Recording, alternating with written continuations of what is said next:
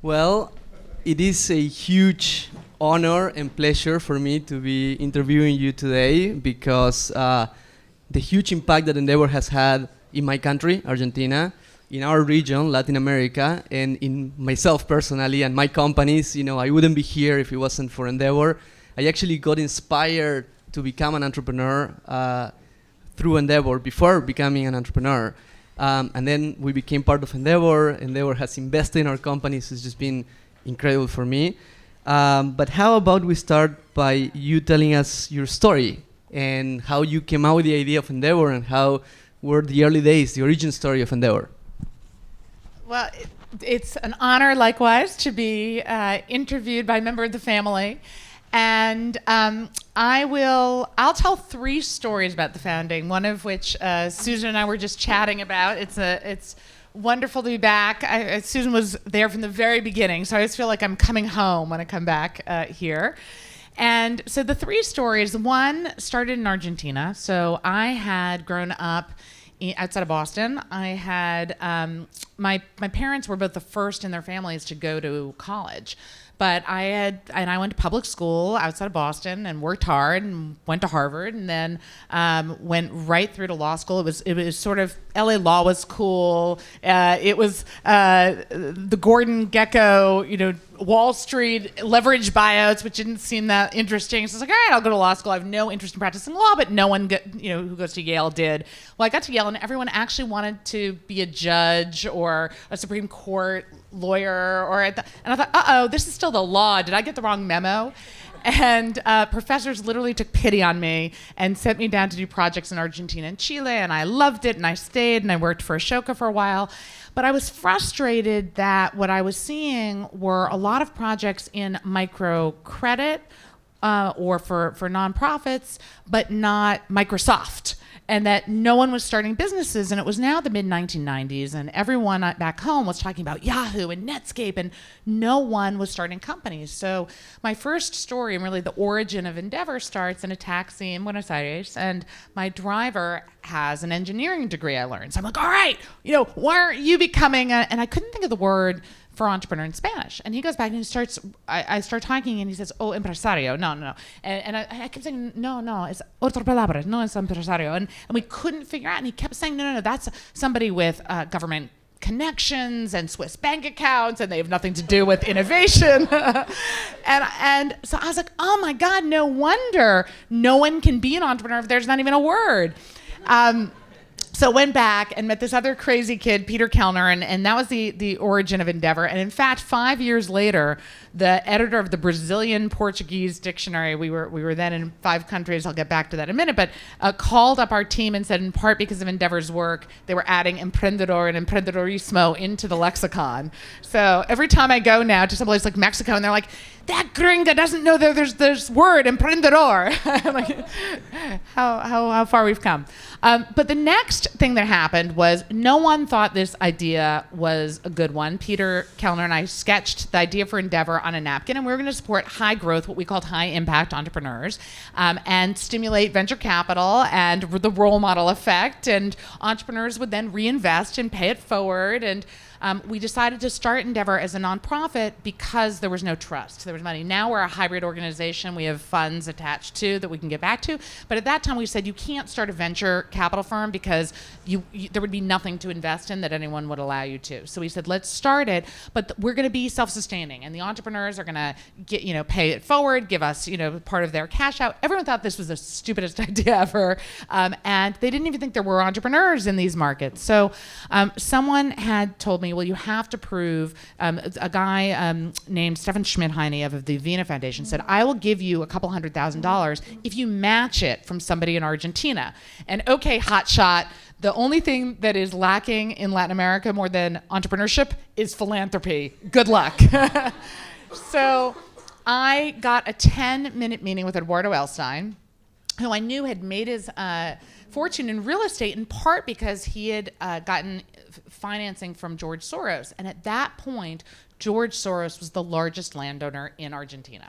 So I got a 10-minute meeting. 5 minutes into the meeting, Eduardo looks at his watch and says, okay, I understand you want a meeting with George Soros. I'll see what I can do. And I said, no, Eduardo, I'm an entrepreneur. you're an entrepreneur. This is an organization of by and for entrepreneurs. I want your time, your passion, and $200,000. So he looks at his right-hand guy and says, "Esta chica está loca," and goes on to say that it's like a bad movie where you think the person is charming and then you're in the shower and she's stabbing you in the back with a knife. This is all in Spanish, and so I said, Eduardo, estoy decepcionado. I'm disappointed. This from the guy who famously walked into Soros's office and came out with a $10 million check. You're lucky I only asked you for $200,000. So he turned around. I thought he was going to kick me out. It's now like almost Shabbat. He had to go back home. I literally thought I was out. And he ends up taking out his checkbook and writing the $200,000 on the spot. And to this day, he said it was his best investment ever. Wow. So that was my second story. And then no one thought, well, we had to find the entrepreneurs. So we'll get back to the Wences story and the Argentine story later. But I'll tell my third and final story, which was, now we had to prove that it was beyond, we were in Chile and Argentina. We actually had gone to Brazil because the 3G guys, Beto Zucupira and Georgia Paula Lehman, wanted to support entrepreneurs. And suddenly, Susan called me up and said, Pedro Aspe wants us to fly down to Mexico because he's gathering a group of business leaders, and because they're frustrated that they keep hearing about these entrepreneurs in Chile and Brazil and Argentina, and want to know what's wrong with Mexico. So she flew us down, and before I walked in, someone tapped me on the shoulder and said, "Do you know the GDP of Mexico that's in the room right now?" And I said, "No, and I don't want to." So in the room was Carlos Slim, Lorenzo Zambrano of Cemex, Emilio Escarga of Televisa. Pedro Aspe was running the largest private equity firm, but had been finance minister, and it went on and on. So there were about a dozen people in the room, and Susan and I talked about Endeavor, and someone said, but Lorenzo Zambrano, I think, said, "But what's wrong with Mexico? Why don't we hear of these entrepreneurs? And even in Uruguay, there are entrepreneurs." And I tell that my Uruguayans feel like it's an offense. It's just that the country's small. I'm not offending Uruguay. And so I said, the problem here in Mexico is that you all are the big fish. And in Mexico, you tend to eat the little fish. I said, trying not to look at Carlos Slim. It was very difficult. And I said, so think of Endeavor as like an aquarium where the big fish learn to feed the little fish. And Susan's like looking at me like, I don't know how this is going to go. And I thought, and they looked around, and they ended up supporting Endeavor.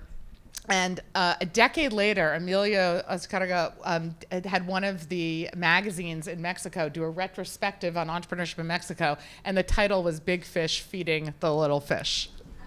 That's amazing story. And it's true, in Argentina now it's cool to be an emprendedor. And like my mom tells me, that word didn't exist, and now she's proud that I am an emprendedor. That's so Endeavor. She tells you that it didn't exist. It did not exist. And she now brags Chica that loca. Chica loca. Incredible. So where is Endeavor today? And can you share, some of the metrics or some of the countries and some of the success stories? So we are now nearly in 30 countries. I was just saying our latest, we just had this selection panel in Kuala Lumpur, and we had our newest entrepreneurs from Bulgaria and Japan. So we're all over Latin America, pretty much. We're about to launch Ecuador. That will be our, I think, 8th country in Latin America. We're in 7 countries in the Middle East. We're in Southeast Asia, Africa. So our latest countries are now Kenya, Ecuador, Tunisia, and then Atlanta will be our 4th U.S. city. We got a call, Endeavor had been in emerging markets. We went from Latin America to the Middle East and Africa, and then we got a call from Greece saying, hey, wait, we need entrepreneurs here too. And so we started in Greece and then in Spain and Italy, and people said, wait a minute, now I thought you were in the emerging markets. I said, well, we're in the submerging ones too. And then we got a call from Miami saying, hey, we have a problem here that everyone, you can get things started, but you can't scale things here. If you're growing, you're told you have to move to Silicon Valley or New York or Boston, and we have a big brain drain problem. So I was skeptical at first, but now we've had, I was overruled, and we're now in Miami, Detroit, Louisville, and Atlanta. So we are in, and just the end of the statistics. So we've now screened 50,000 entrepreneurs around the world. As you know, it's very very hard to become an Endeavor entrepreneur. You went through how many interviews before you? I don't know, 10 probably. Yeah, and then you come for this 2-day selection panel. Panel is really hard. Yeah, the panel's really hard. A lot of people have to come back, like the Globin boys have to come back. They get rejected and come back. So we have now just over 1,300 Endeavor entrepreneurs from a little under 900 companies. Last year, they generated $8 billion in revenues and 600,000 jobs. And now we have this co-investment fund, so we're now co-investing in ones that are like you, getting growth capital. Right. And the largest company in Argentina today, Mercado Libre, that overpassed YPF, the oil company, is an Endeavor company that you selected when they were like a bunch of guys in a garage, right? Absolutely. And then Susan invested in them. And and we were the only ones, by the way, at that point, there were this Harvard team and this Stanford team. They each had nothing. And we were the only ones to back Mercado Libre. Everyone else had gone for Deramate that ended up getting bought by Mercado Libre. And what? $9.1 billion. It's unbelievable. Great. So I heard you one time saying that entrepreneurs not from Silicon Valley, not from New York, develop a certain resourcefulness because you have to. What are some of the things that you learned from meeting so many entrepreneurs from all these places in the world? Yeah, I mean, look, I think that the benefit of not having easy access to capital is that people really have to focus on what's the pain point, what's the problem I'm solving, and who benefits, and how do I get my product or service known to those customers, because I have to at least grow organically. I think the biggest challenge we have outside the US is the people who do take capital really early end up giving away 80 or 90% of the company. We still see that today, that people who've just gotten seed capital have almost no equity, right? So that's a challenge. But I think the scrappiness, and the fact is that people aren't trying to reverse engineer what Silicon Valley VCs want by saying, oh, I'm going to be the next Decacorn because I'm Uber meets Airbnb, in this industry. Instead, they're really looking at problems that the current private sector and the current government isn't solving, and so we have so many tech companies that are designed to like really find faults in the system. So I think that I love that that it's not just about the scrappiness; it's about the fact that you really have to anticipate how you're going to be more effective, more efficient, and not just some cool app. Right. You're actually solving daily problems. Absolutely. Like making wind turbines in Brazil instead of making an app to share cat pictures, right? Exactly. And that company's now at 800 million. Incredible. Texas. Incredible entrepreneur. Yeah. So another thing I would like you to talk about is the multiplier effect. You guys made a video about Argentina and some other places of how when you start building a network of mentors and people that help each other out, there is a multiplier effect. Yeah. How is that? Yeah, and so back to the original idea that everyone thought was crazy, which was that we were going to have successful entrepreneurs pay it forward into the ecosystem. And people thought, well, first of all, if you find any people who are successful, then they're clearly not going to give back because they're going to forget where they came from, and because it's a zero-sum game. And it's kind of this, why would they help create their competition for talent or for resources? And we really believed. And I think that that's the thing I'm most proud of. And that multiplier effect, we'll talk about Argentina, but it's happening all over. And if in Turkey, in Jordan, in Colombia, in South Africa, it's really about successful entrepreneurs becoming the role models, the mentors, the investors. And we wanted to actually visually show this. So we actually, our research team, Endeavor Insight, 5 years ago, went to all the incubators, all the accelerators, and all the business schools in Argentina. Now, we at Endeavor take the scale-ups, not the startups. So these are people that weren't yet Endeavor entrepreneurs because they were too small, too early. But the team asked them 5 questions. Who mentored you? Who invested in you? Who inspired you? Did you work for an entrepreneurial firm before? And are you a serial entrepreneur? Is this your first company? To kind of map out what we saw. And what we realized is back in 1997, the ecosystem was like this. There were about 4 companies.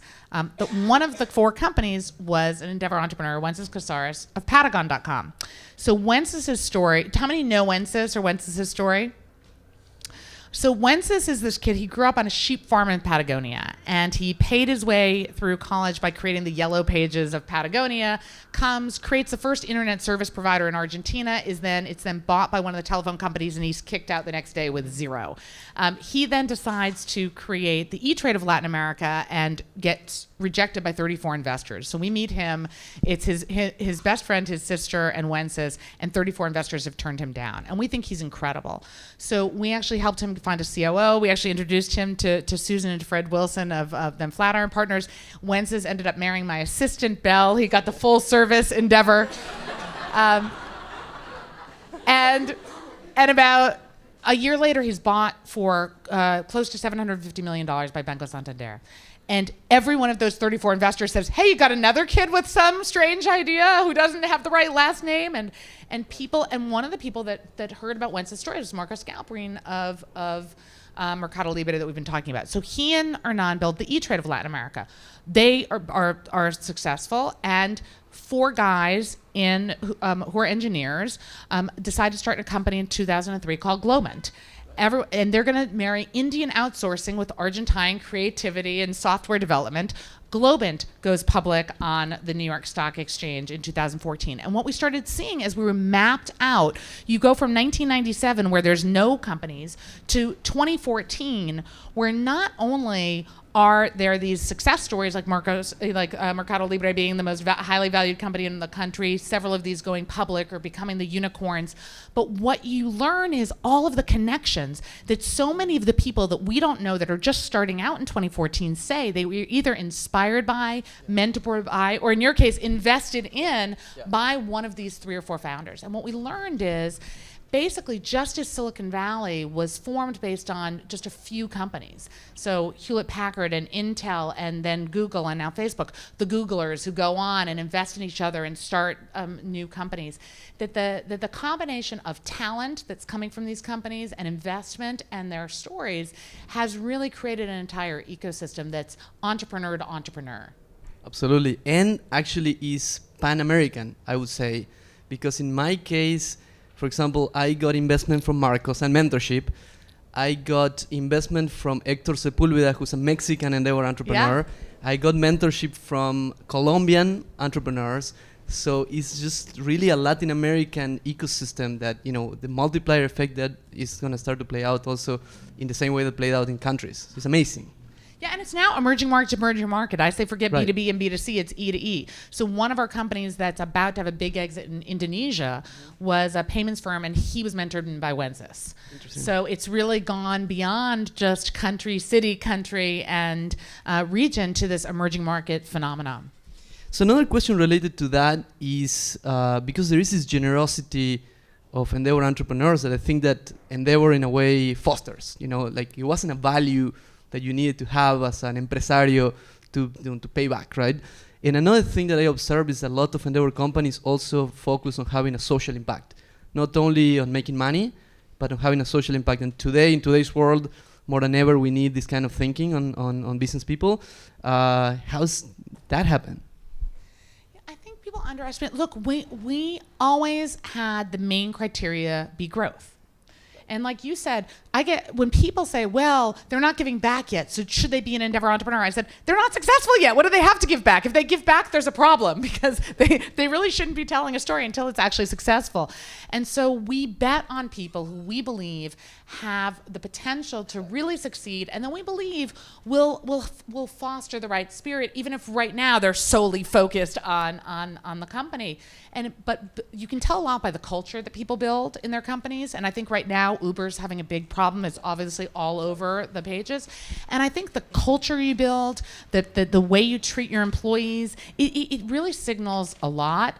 And I think we've just been able to take that to an ecosystem impact and people realize that you can't just have one successful company. And then in fact, creating this whole ecosystem where you can share talent, share ideas, share knowledge, it actually helps everyone gain strength. That's the thing that I'm most proud of. And I think that if you look in this country too, there's a deep connection between entrepreneurship and philanthropy and entrepreneurship and employee benefits and entrepreneurship and sharing sharing equity. So back to Turkey, for example, one of our companies, Yemek Sepeti, that just had the largest internet exit in Turkey's history, almost $600 million. It's an online food delivery company. The two founders, Meli and Nevzat, wanted to give their employees stock options. There's no stock options in Turkey, and all the employees refused because they thought it was a way to cheat them out of cash bonuses. And so what happened was when the entrepreneurs owned a significant portion of the company still, Endeavor was an investor too, they exit at the $600 million valuation, and they decided to do something extraordinary. They took $25 million out of their personal cash out, and they'd kept a ledger of every employee's role and contribution and distributed it as if they had had stock options. Amazing. No, that's totally, and I think that is one of the things that you evaluate on the panels, right? Whether the entrepreneurs have this sort of like spirit, right? It's not just about the potential of the idea and the company, but about the entrepreneurs themselves, right? Yeah, although what's so interesting is it's not necessarily in the DNA of the company at the outset, because at the outset people are focused on growth, which we love, but yet you can tell. You can tell people who are going to be able to, yes, have that spirit overall, and you can tell how they talk about the culture. I always say, people always talk about their product, they always talk about their pricing, they always talk about their valuation. I really like to hear about the culture because I think that ends up at the scale-up phase telling so much about what's going to happen. Amazing. So you wrote a book called Crazy is a Compliment. Probably comes back from the story of Chica Loca. It does. I decided I might as well own it and take it as a compliment. And now the corollary to that is that I believe that if you are not called crazy when you're starting something new, then you're probably not thinking big enough. Amazing. So what's the book about, and can you tell us some of the main ideas or main stories of the book? Yeah, I started getting calls from my daughters. I have 12-year-old identical twin daughters, and I would get calls from parents at drop-off saying, hey, Linda, can you help me? I'm really worried. My company's going through layoffs, or I have this idea in my back, the drawer that I don't know if I should take out. Can you help me be an entrepreneur? And what I realized was that Endeavor really focuses on, the gazelles and the high-growth companies, but there were so many other people who needed the skill set. I believe today everyone needs to think and act like an entrepreneur. And I think even if you're working in a large corporation, if you're working for a nonprofit, if you're starting something that's just going to be a mom and pop, I think so many of the ideas apply. And I decided it was time to kind of sit down. My husband's a writer, and I'd always avoided writing books, but he's like, Linda, you just need to sit down, shut up, and write. and so I wrote about why everyone today needs to think and act like entrepreneur, and why actually so many people psych themselves out and think that I'm not a big risk taker. And so I wanted to show that most of the entrepreneurs I know hate risk. They think of themselves as risk minimizers, not risk maximizers. They just feel like they have better data and better insights and see ahead. So what they think is not really risky. It's just that they see the market before everyone else is seeing it. So I wanted to talk about how do you de-risk risk. Amazing. So here we have many MBA students or people at the beginning of their careers. Yep. Some of them might be considering entrepreneurship as a career path. Some of them might be considering coming back to Latin America if they're from Latin America. So what are some advice or some tips that you can give them? Well, first of all, I think now is a great time to be an entrepreneur in Latin America. I think that wherever you are, I really do believe there are so many people like you who are there to help. We see when, thank God for Susan, but one of the problems was there was no capital, right? 2 decades ago. Now, Endeavor entrepreneurs and other entrepreneurs are starting venture firms. They're starting seed capital, angel investment operations. There's now Kickstarter, like you got, started with Bluesmart and Kickstarter, and so there's so many ways to, I think, start really small and not depend on these exorbitant bank loans. And so I think it's a great time in Latin America in particular to be an entrepreneur. I will say my biggest piece of advice to people just starting out, and you probably know this. I don't know if you had one of these. I always say you have to get a startup prenup. Right. Because and people are like, really? One of the biggest things we find, now again, we're seeing people at a scale-up phase, right? And what happens is, in Latin America or with MBAs, people are often starting companies with their best friends or their family members, and everything's great, and we can finish each other's sentences, and we're all aligned until we're not. And until somebody was the CFO at the beginning and the company hits $5 or $10 million, that is not the right CFO. Or somebody wants a lifestyle business and someone really wants to go to scale, or people have a different sense of where the company should be located, or whatever it is. And what happens is, unless you have the clear roles, rights written down, what happens when one person leaves? What happens to their equity? Is there a buyout plan? What happens to the org chart if no longer we're 3 co-CEOs? No. At some point, who breaks the tie? All of those things we find actually start to become really problematic. And unless you just have this startup prenup when things are going well up front, it starts to be a source of challenge. Absolutely. I think that I heard the first time about vesting, the concept of earning your equity over time from an Endeavor mentor. And I think this is a concept that didn't exist in Argentina. You partner and then you have 50% of the company and that's it. But Silicon Valley came out with all these really good instruments to de-risk these potential problems. Stock options being another one. So yeah, I think that we have now more tools to start companies that have less risk, as you say, and bigger chances of becoming big companies. So. And also the best thing, look, we went to John Davis, who's an expert in family businesses at Harvard, says one of the counsels he gives is, let business be business and family be family. Because I think that's the other thing is people, think that they're doing their friends or their family a favor by not writing things down, because who wants a prenup? That's why I use that language, because it's very striking. But the problem is, he said, if you don't, then business and family flow together. It's very difficult. My sister worked at Endeavor for a while. She does now. It was challenging, because then every meal, so you've got to create those separation lines at the beginning, and then actually the personal relationships can go one direction, even if the business relationships go elsewhere. And you have to be willing to have difficult conversations with your partners. Absolutely. And not avoid these awkward conversations. Yes. Amazing. So we're living in times of change. The previous speaker was talking about deglobalization as something a word that now exists. How do you see? It seems to me that the entrepreneurial world is separate from the government world, right? In entrepreneurship we see more convergence and more collaboration between different countries. How do you see this new world playing out in entrepreneurship and in Latin America in particular?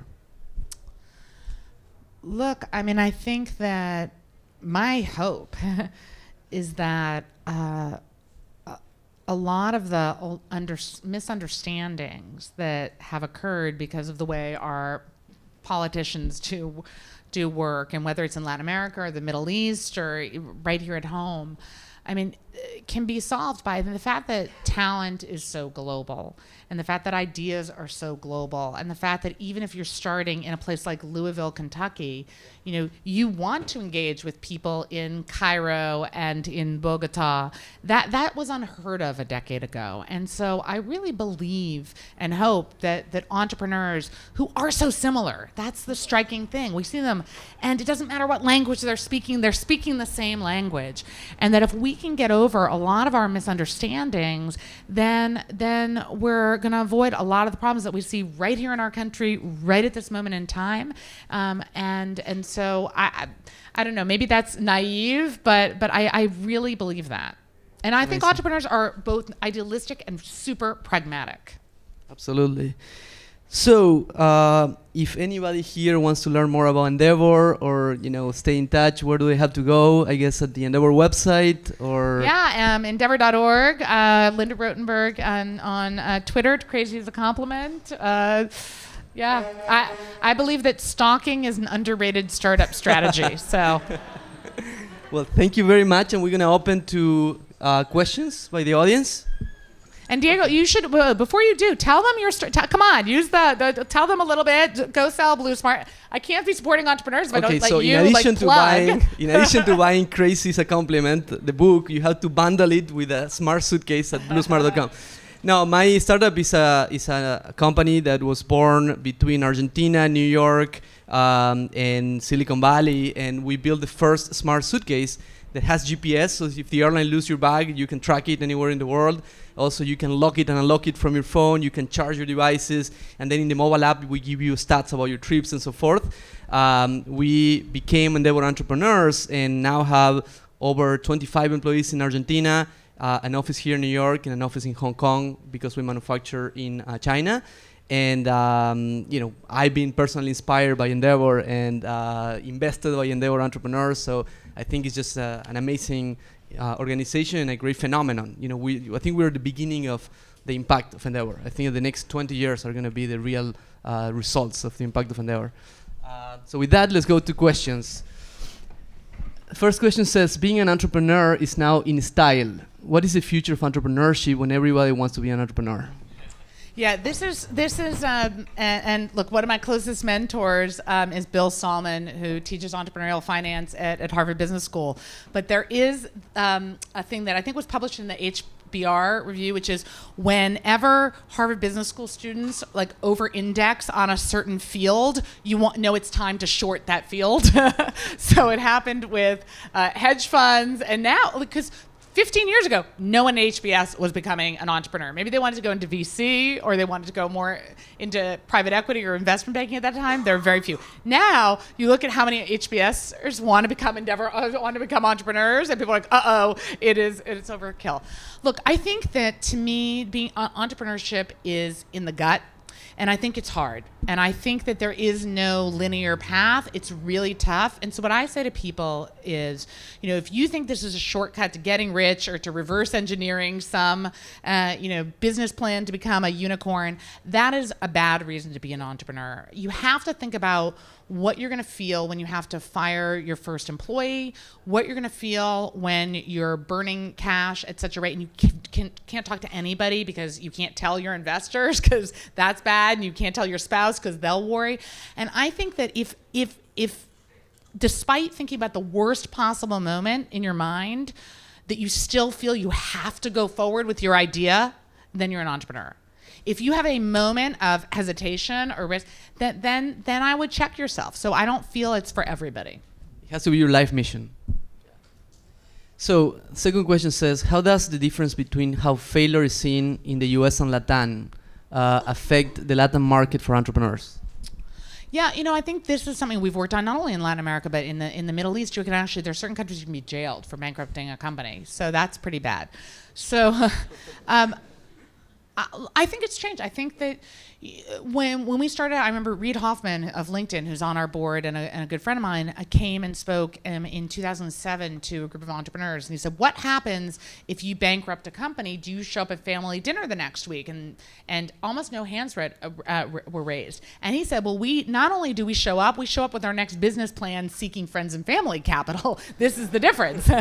I don't know about you, I see a change. Yeah. And I think that one of the things we encourage our entrepreneurs to do is tell their stories of failure. And in fact, what I love is even within the Endeavor ecosystem, the Globant, one of these, our most successful companies, they were rejected by Endeavor and then were selected again. And they tell the story at every opportunity. They kind of and I love that sharing the personal failures, the professional failures, we have to do that. I couldn't agree more to get over entrepreneurship. At the same time, if you talk to people in Silicon Valley, including Reid, they will say, well, we actually don't love or celebrate failure. We tolerate it, but we don't celebrate it. So I thought that was interesting too, that somehow this myth of Silicon Valley is also in their minds a little bit overblown, which I thought was interesting. I think one of the things too is having the network as a safety net when you fail. This is something that exists in Silicon Valley, didn't exist in Latin America, but now in Endeavor you can fail and know that there are going to be people who will help you, who will invest in your next company, regardless of the failure. So I think that's been part of the change. I think it's changing, yeah. So next one says, what do you think could be done from a public policy standpoint to increase female entrepreneurship? Yeah. Well, I think this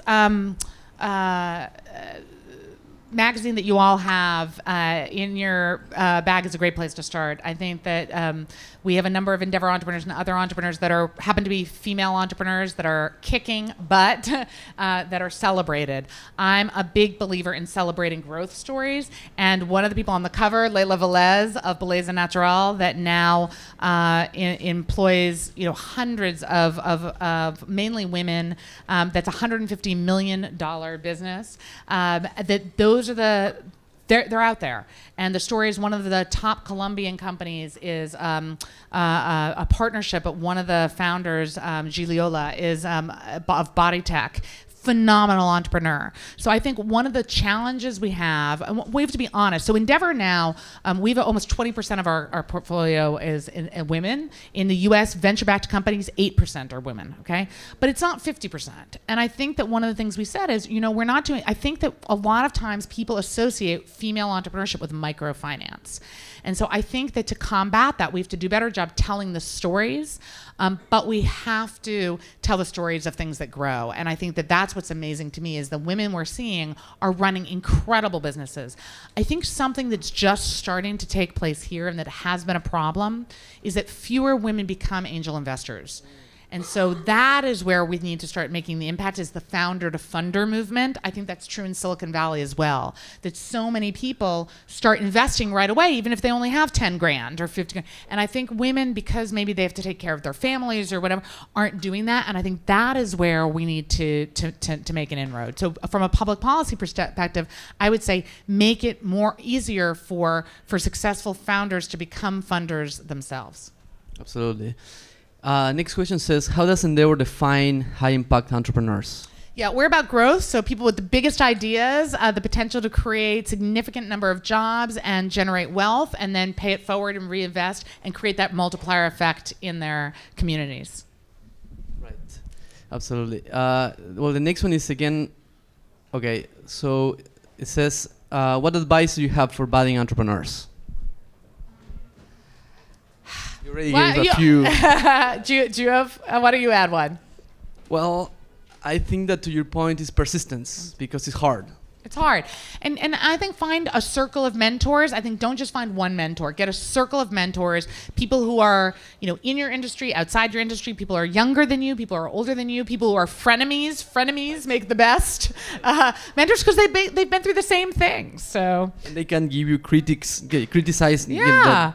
There's this wonderful story I actually tell in the book about Larry Page of Google going to visit Steve Jobs on Steve Jobs' deathbed, and Apple had been a fierce rival of Google. But he knew, Larry Page, remember, had been basically, ousted, not out, but because they brought in Eric Schmidt, and then he was coming back to take over Google, and he said, who had done that before?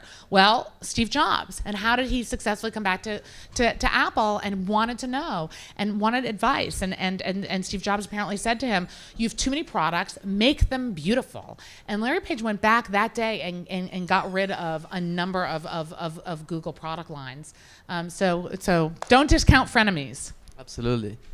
So the next one is, again, about failure. If my venture fails, I'll end up homeless and unemployed. What can be done to reduce the fear of this possibility? So here's the interesting thing. So do you know, so the Inc. 500 list is the fastest growing companies in the US. Do you know that over 50% started with $5,000 or less? And over 60% started with $10,000 or less.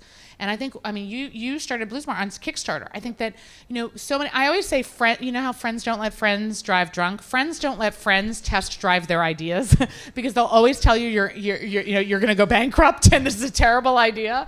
And so one of the great things about whether it's Kickstarter or Indiegogo or your social media is that people who are quote unquote friends but not real friends, well, actually you can test out your idea and see, is this something, am I onto something that people want? So I think we have a lot more tools in the virtual as well as real marketplace to be able to spend not that much time, not that much money. And in fact, I also do a lot in the book about entrepreneurship. I call them skunks because of Lockheed Martin's skunk works, but also because skunks could kind of stink up the joint. But about people who don't use a lot of time or their P&L, they often don't get the money from the company. They're starting testing, stealth, and it's only after they have proof points that they go to the boss. So that's what I would say is you're not going to bankrupt the company because you're not going to max out your credit cards. You're not going to start, Phil Knight of Nike. Okay, who's the more just do it guy? This guy did not go full time.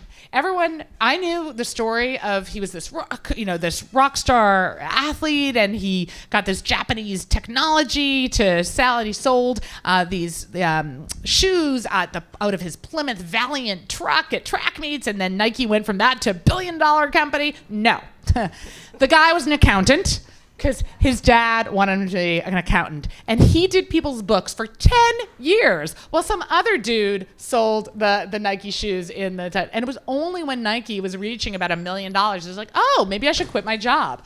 So that's the other thing, is that a lot of people don't start full time. They don't start all in. You don't have to bankrupt your company, but you have to know when to make the leap and when it's an idea that if you don't now go all in, then it's never going to move forward. Absolutely. And I think that you also have to be obsessed about solving a problem. It's Yes. not about taking risk or making money, as you said before. Yeah. It's that obsession will make you, overcome any challenge and, navigate on the way how to get started. No? Yeah, because if you don't believe in your idea, then when it gets tough, what's the point? If you're obsessed about it, then you can't not do it. You have no choice anyway. That's a great Absolutely. point. Totally. So one more question. It says, it seems there is a strong community of Endeavor entrepreneurs. How do you see this in the future? Look, my goal, so Endeavor now has 2 LP funds. We now co-invest along in our entrepreneurs, and we're a hybrid organization. People are like, hybrid? That doesn't make sense. I don't understand. You were a nonprofit. Now now you have these funds. It's for profit. What's the problem? This is scary. What are you doing? This doesn't make sense. And I said, oh my God, people, just as, today we don't believe things are gender binary, we have fluid, why are they profit binary? We are a trans profit. Right. So I want to be the first fully self-sustaining trans profit. And I want an Endeavor entrepreneur to take over my job. And look, and I believe that, as I said, I think that, entrepreneurs are problem solvers, and I also want to show. Look, as a female leader, I want my girls to still talk to me, and I will end this with where it began. Susan was a real role model for me personally, and I remember she was, really one of the only people investing in Latin America when I knew her. So she would, in fact, I had to make sure that we weren't, a wholly owned subsidiary. I said, Susan, I have to show some entrepreneurs to other people because it won't look good for you if you're the only one investing in a different entrepreneur. She's like, I know, but really I'm the only one investing. I said, I know. But Susan at that point, who has 2 amazing kids, we would fly together oftentimes, and I would be staying a week and running around as a 28-year-old and running around and getting things done, and she would be flying home that same night. And I said, this is insane. What are you doing? You're flying to Argentina for the day? Oh, she's like, oh yeah, then I'll be back home by tomorrow. This is how I do it. And today, I fly to Dubai for a day. And my girls, one day when I was getting on a plane, they were 5, they're now turning 12, they looked at me and said, just remember, you can be an entrepreneur for a short time, but you are a mommy forever. And so I just want to now, I don't know that I've ever publicly thanked you, Susan, but you showed me that was possible. So I want to thank you. And now you're showing to a lot of other people that is possible. So yeah, with that, I think we're wrapping up. Thank you so much.